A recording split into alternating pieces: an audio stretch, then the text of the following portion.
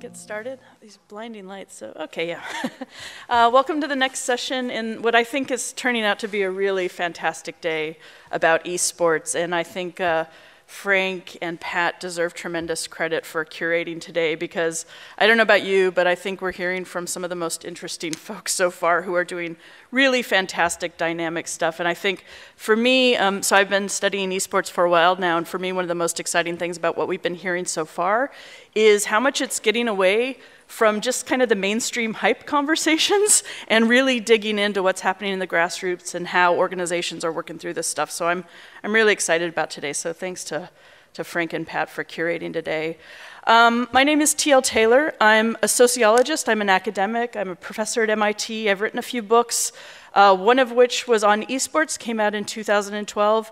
It's a history book. It was a history book the moment it came out, in part because live streaming broke before I finished the manuscript. After I finished the manuscript, so I'm currently finishing a book on live streaming right now to kind of bring that conversation up to date. You can find a lot of my work online. I'm on Twitter, so there's some ways to follow me. And I also keep, for the more academic folks in the audience, I keep a literature page at my website on esports literature. There's actually lots of academic research being done in that field. I maintain a page that links to lots of academic research, so if you're interested in that. So today I'm actually going to talk about the roots of esports in particular and the powerful role communities have played in the scene and the transformative work they do. And I actually think it's a really important thread to filter up right now, and I loved how it came up in some of the other conversations today, because we are at such a huge commercialization push that I think, and hype, that I think it's really important to kind of think historically and what are the lessons we can learn from those early moments of esports. So I'm going to show you a variety of photos, a number of them, a lot of them, most of them are from my fieldwork over the years. I started doing research on esports in 2003. Way before the hype bubble, and sort of lived through, followed it through a kind of first crash, and now we're on this interesting resurgence point. So I want to start by just very briefly talking a little bit about the roots of esports in hobbyist and enthusiast communities, because this is really where esports comes from. For those of you who may be new to the scene, you may be used to thinking of esports as like maybe League of Legends and live streaming. The roots are quite different, and I think both Nick Allen this morning and Tom Cannon, when he was talking about the fighting game scene, gave us glimpses of that right now, Historically, communities have been where titles get identified as competitive and the scenes that are developed up around them. And those titles get worked over and through by competitive communities. And I think one of the lessons we can take from the early days of esports history is really thinking about how play and competition is not a static thing. Play evolves over time. It often evolves in conversation with new hardware that comes out. So those of you who witnessed the transformation from LCDs to CRTs may remember how entire ways of playing in the competitive scene had to be tweaked to accommodate for that. So play is not a static thing, and communities are the places where this gets worked over. So the history of esports, I trace it all the way back, of course, to the arcade period. Probably some of you have seen King of Kong, so you may be familiar with some of that stuff. But the other really important node when you think historically about communities are LANs, and where kind of people were dragging their machines together to play together, and competition emerged really naturally in those spaces. Of course, LANs have also long been a place where esports has been commercialized, but this kind of interesting mix of emergent community enthusiasm and excitement around competitive gaming has always been there. So these are some older photos. This is the first esports event I ever attended in 2003. It was a Danish national final, but 30 people in the room for a national final. And again, super enthusiast community that was really working hard to make that come together. And I think one of the things that's so interesting about that early moment in esports is how you had people who were kind of always working to professionalize the scene, but within community frameworks. And in fact, I think we're at a moment right now too where we're hearing a lot about collegiate esports, which I am super excited about. Collegiate esports is another great example of a place where, something like the Collegiate Star League actually formed because, handfuls of students got together and said, let's have matches where we're battling each other. And so a whole sort of scene and organization arose up around that. And one of the things I think that's important about thinking about these hobbyist and enthusiast networks is the role of the social in it. You know, it's not about individuals making independent decisions about competitive gaming, but building play and conversation with each other and in competition with each other.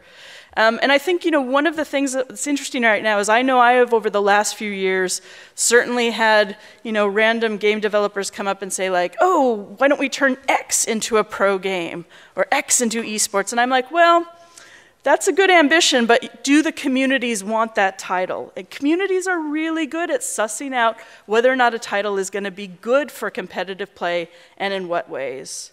So I think considering the work that folks on the ground are doing to make sense of high-end play or competitive play is pretty important. And in this regard, I don't know if any of you have been to DreamHack, but I think DreamHack is a kind of great exemplar of the kind of passion that goes into communities to produce playful spaces. DreamHack is essentially mostly a volunteer organization. If you've ever been to it, it's a massive LAN party. It's now also a huge esports event. But you know, thousands of people come together, they drag their machines there, hundreds of volunteers build out that space over the period of time. And I think one of the things we can learn from some of these early roots of esports is the power of something we often call serious leisure. People who are willing to invest time and money and energy. They may not be pros, but they're willing to invest a lot in the space. And that folks who are engaged there are also always finding a way around barriers. I think very much of the early esports scene as a kind of DIY hacking ethic that's important to consider. I think one of the most interesting examples where we can see this push to innovate practices, push to find new ways of organizing things, push to new forms of professionalization in esports has been in broadcasting. And so again, right now we're in a moment where we're seeing a lot of kind of hype and excitement about bringing esports to television or developing the live streaming scene. But there are actually a number of groundbreakers early on that were doing important work in esports broadcasting that I think we can learn a lot from.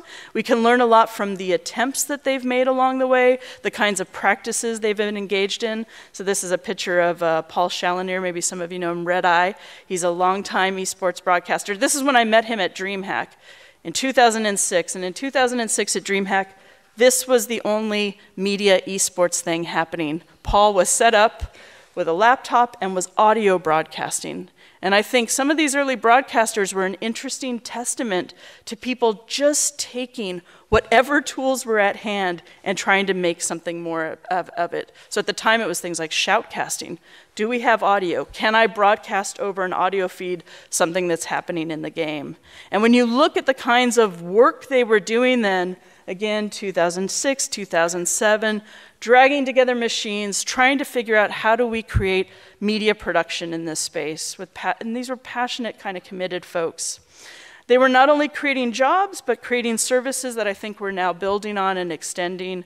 They were also coming up with ways to think about esports that hadn't been thought of before. So how do you think about in-camera observing? What's the role of the in-game camera observer? The role of commentating, building storylines. All of this was innovative work that was coming up from the grassroots at the time. And in fact, some of the most important early organizations founded around media, GotFrag, Team Sportscast Network, and Radio ITG, I think were early foreshadowings of some of the media stuff we're seeing right now. This is one of the favorite quotes I have from one of the people I interviewed for the current book on live streaming, talking to them about kind of what it looked like on the grassroots, on the forefront, building a media space around esports. And he said, I think in some regards this world is pushing technology or using tools that traditional broadcasting uses in a very set way, and jackknifing it and doing stuff it was never meant to do. Little things like the basic ATM switcher you can buy from Blackmagic and a lot of churches and other public service things have certain limitations, that's the way it is. But if you're a nerd, you can get around those things. You can make hacks and macros and things that they don't tell you about. It's not an add-on you buy. So there's nerds that build computers. We have all these guys that are nerding out on capture cards. And I think that hacking DIY aesthetic, that so informs the esports industry, whether it's from the player side or the media production side, is important to not get lost as we start commercializing more, as more mainstream media companies are becoming interested, as sports entities are becoming interested. How do we retain this DIY hacking mentality, because it has been so transformational in pushing esports to where it is now? We wouldn't have the media space in the same way if we didn't have these folks working 10 plus years ago. The other thing that I think is really important to keep in mind if you're thinking about esports, especially those of you on the development and design side, is thinking about the ways esports is constructed in relation to communities and not just computation.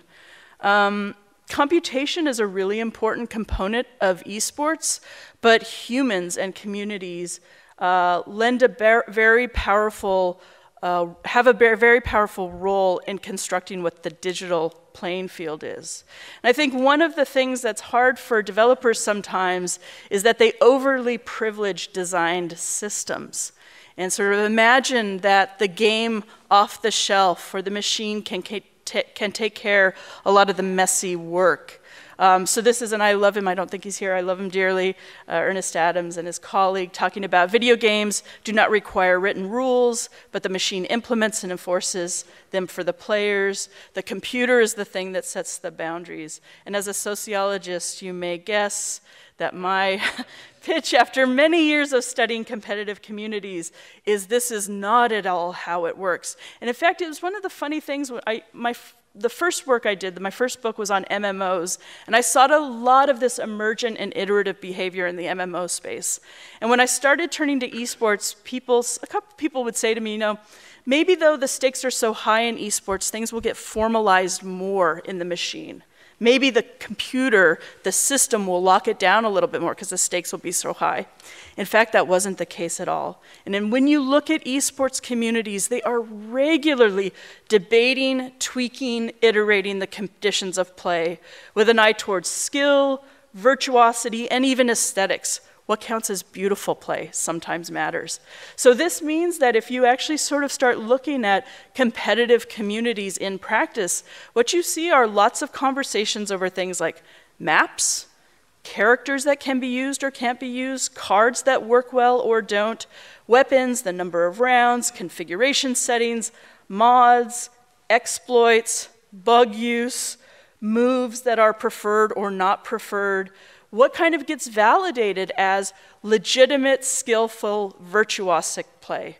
And that's stuff that, while the design system certainly is a part of that conversation, it's really important to understand how communities are also extreme interrogators of competitive systems and will tweak and modify and work with them to make them something that they want them to be. And so I would say in my experience, spending a lot of time at esports events and watching tournaments and competitions, paying attention to the ways communities are doing that work is really important. Again, I think we're at an interesting moment where, game developers used to, if they didn't shun esports, they didn't care. They didn't pay much attention. And so communities were also, were often pretty free to kind of iterate in ways that made sense to them. And I think we're at an interesting junction right now where developers are getting more interested in esports. The question for me is, how do we not lose the value of the social work that the communities do to make games playable? And I would say this ties to a kind of meta point I want to make, a final meta point, which is that we really need to understand that play is a form of transformative work.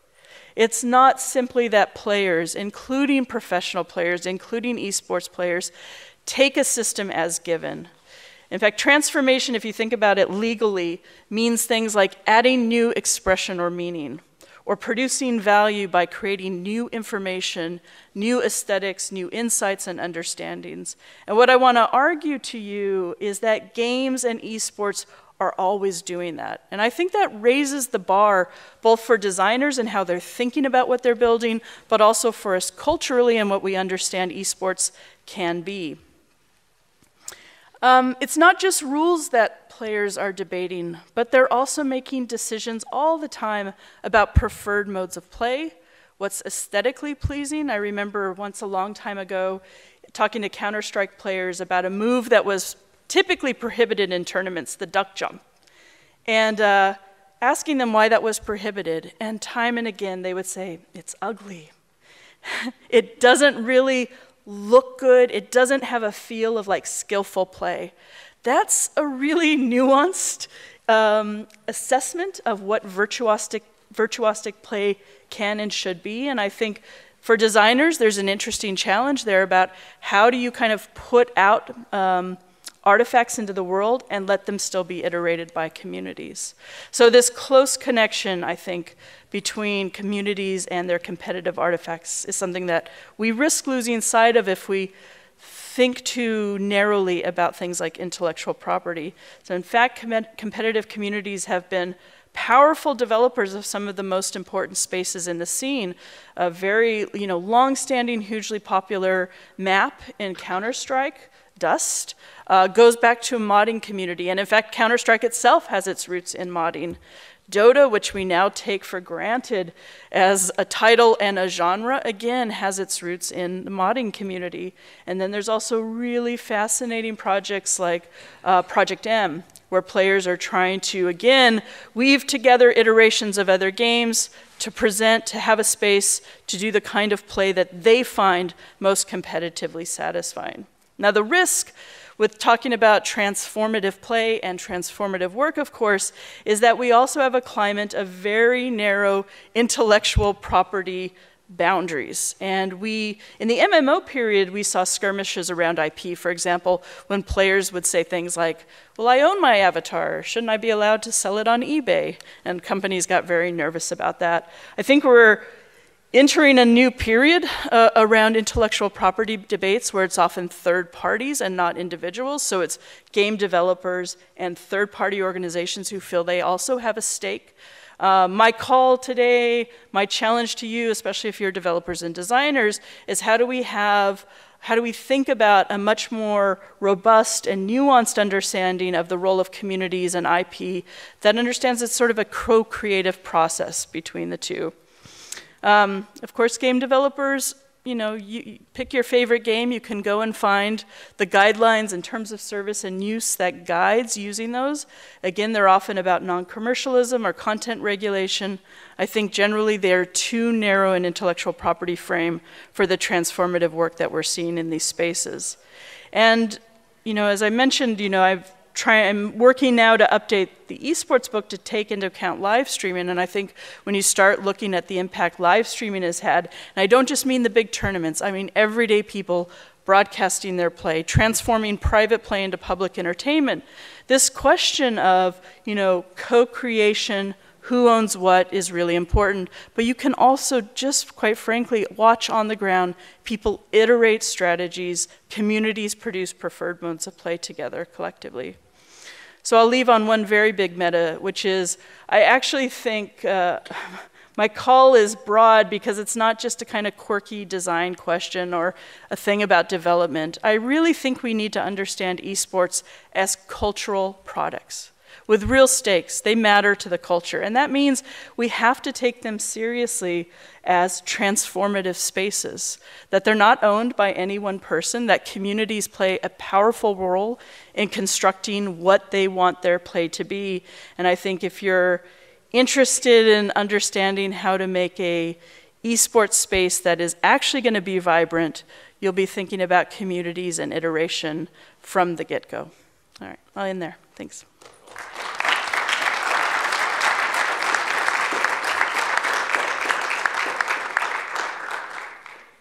There's a lot of time for questions. If anybody has any? No.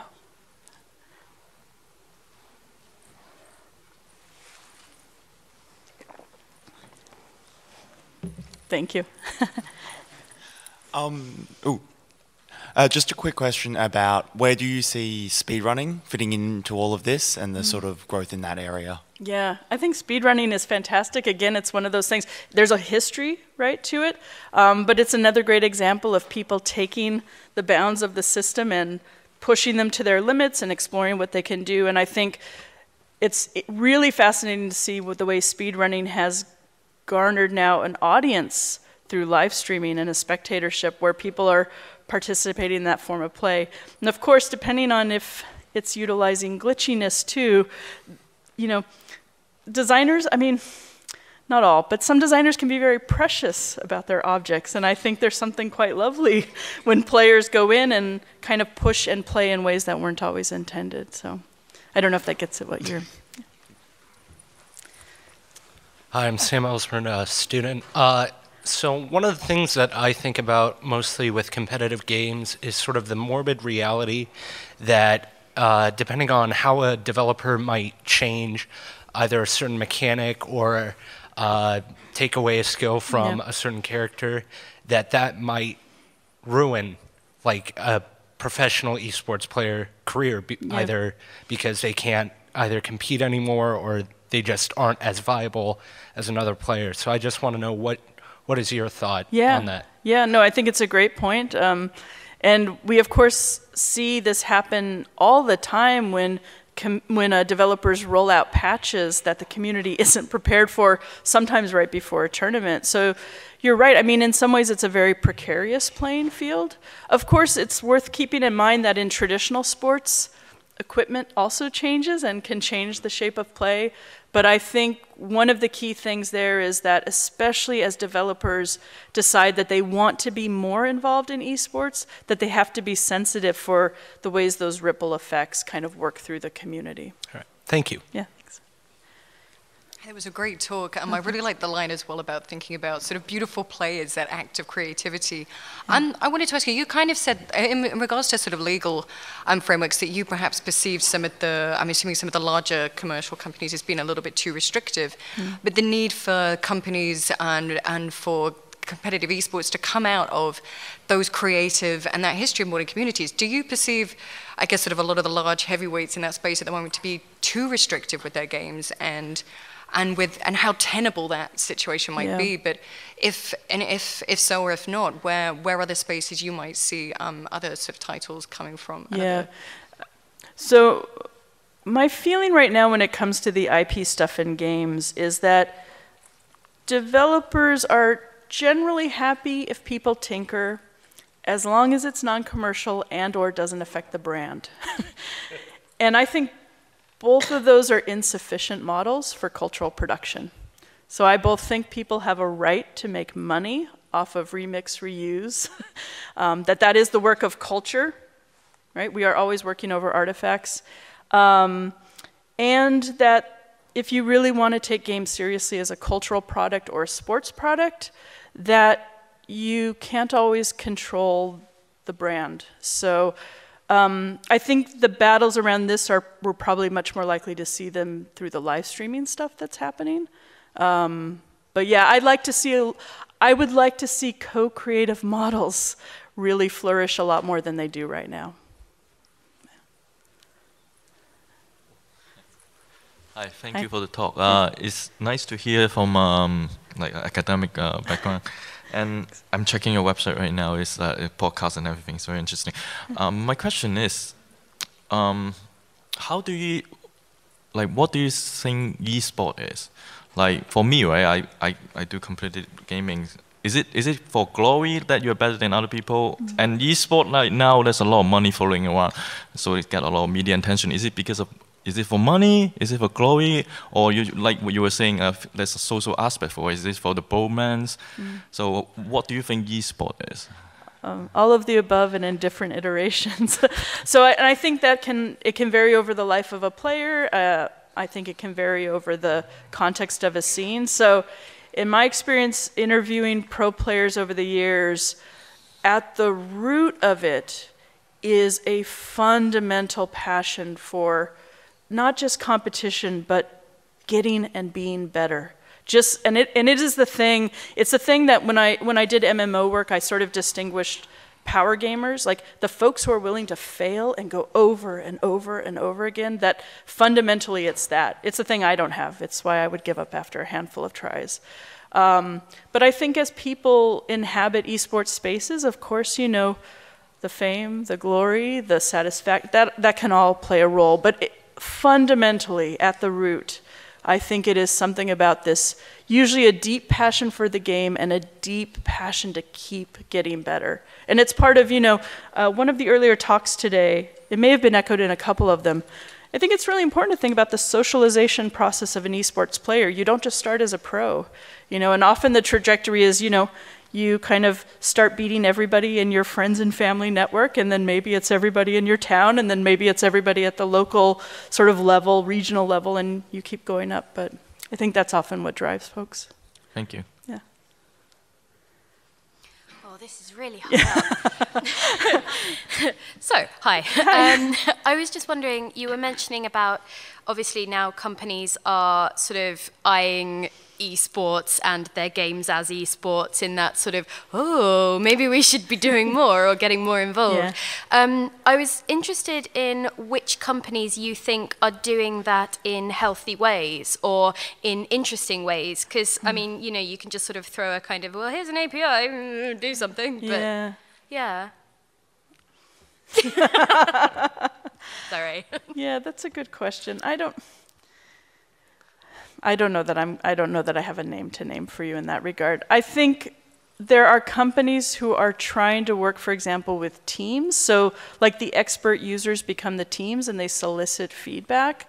But I think, you know, again, if you heard the team owners panel earlier, I think you can begin to sense that it's, you know, these aren't flat systems. They're still like, who owns the stuff and where do we get feedback from and what are the layers in which we say, okay, we're not going to listen to that, but we're going to listen to this. So I think, yeah, so as I mentioned, I think that, you know, there are interesting projects out there trying to do stuff, but I don't know that I would say any one company has it perfect yet. Okay, thank you. Yeah. Firstly, thank you for your great talk. I'm the professor from Taiwan as well. My question is, you mentioned the community does matter, right? And can you see the export moving from the PC to mobile? Yeah. Can you see the difference between the community on traditional esport and the community on mobile? It's a great question. I was in India this last year, and it was the first time I started thinking more about that question, because in India they just simply don't have the same infrastructures of play that we do here in North America and Europe. And so mobile is a thing that they were thinking a lot about. And I think this is exactly where the power of communities to figure out how to piece together a system that's going to work for them is going to be really important. So, you know, if folks are developing in those spaces, watching the emergent practices that are already bubbling up is going to be pretty key. It's not a model that we've had so much here, in part because of the dominance of PCs and consoles, but I tend to not be a purist. Like, people find ways. You know, so I would not be surprised if that becomes a viable path. But what it looks like is going to matter a lot to how networks are configured, the context of play, and the kind of organizations that are already on the ground. Okay, thank you. Yeah, sure.